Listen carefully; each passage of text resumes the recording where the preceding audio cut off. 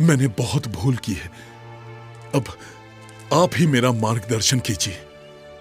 जरूर विवेक, गुरु तो सही मार्ग दिखाने का प्रयास करता ही है, पर उस मार्ग पर चलना वो तो साधक का ही काम है। बस अब तुम एक सच्चे साधक को शोभा दे वैसा जीवन जियो। शुद्ध धर्म, शुद्ध आचरण, शुद्ध भक्ति भाव, यथार्थ ज्ञान आदि को अपनाकर परमात्मा की ओर कदम बढ़ाते चलो, तो वो भी तुम्हारी ओर आते चलेंगे। तुम्हारे पुराने संसार की रचना तुम ही ने की थी और तुम्हारे नए संसार की रचना भी तुम ही करो।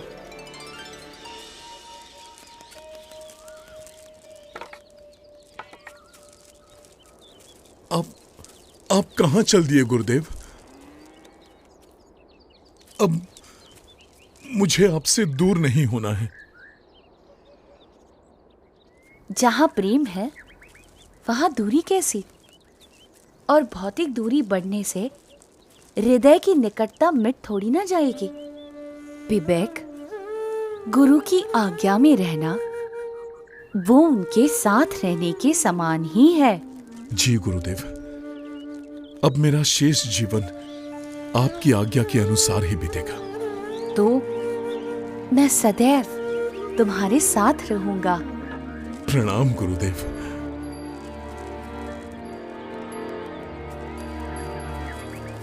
प्रणाम नीलकंठ वर्णी।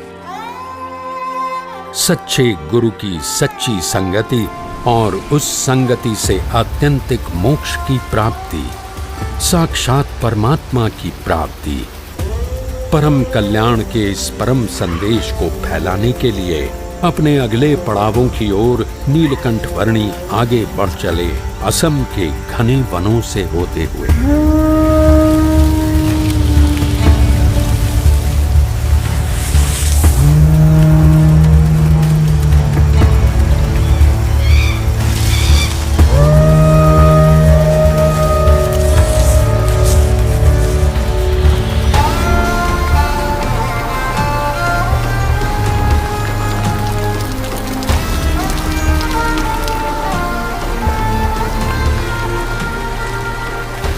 दक्षिणी असम के पर्वतीय प्रदेश को लांघते हुए चटगांव जिले के आसपास कहीं पर नीलकंठ वर्णी आ पहुंचे, एक दैवी अप्रकट सी नौलखा पर्वत की साधना भूमि पर।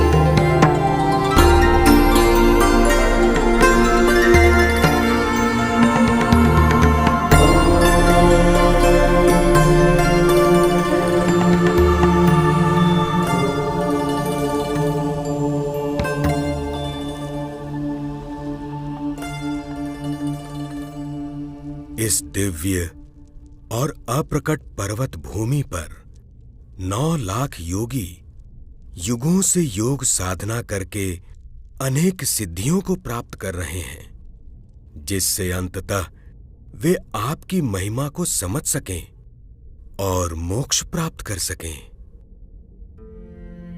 सिद्धियों की प्राप्ति हेतु योग साधना करने से अनेक सिद्धियां प्राप्त हो सकती हैं, पर उन सिद्धियों के प्रति जो लगाव बना रहता है वह परमात्मा की भक्ति में से विचलित कर देता है।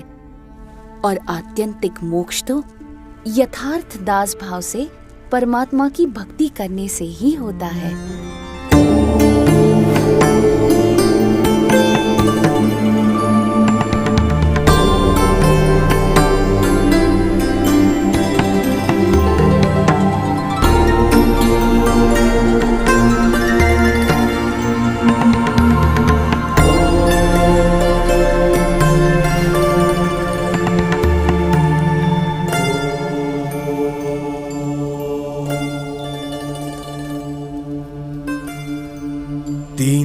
के आपके प्रत्यक्ष योग से हमारा अज्ञान नाश हो रहा है।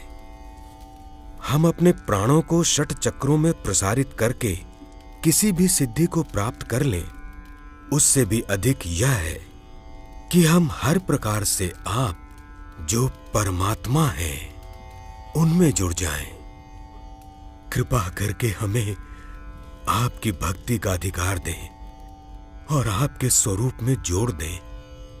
आप सभी का आत्यंतिक मोक्ष के मार्ग पर प्रयाण हो।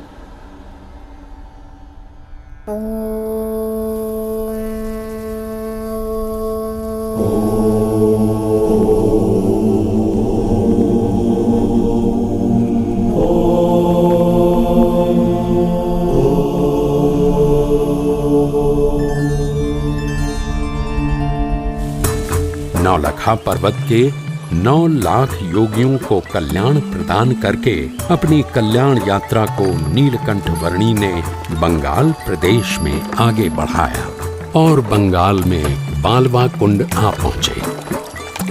कुछ दिन बालवा कुंड प्रदेश में बिताकर नीलकंठ वर्णी ने अपनी कल्याण यात्रा को आगे बढ़ाया सुंदरवन के प्रदेश में।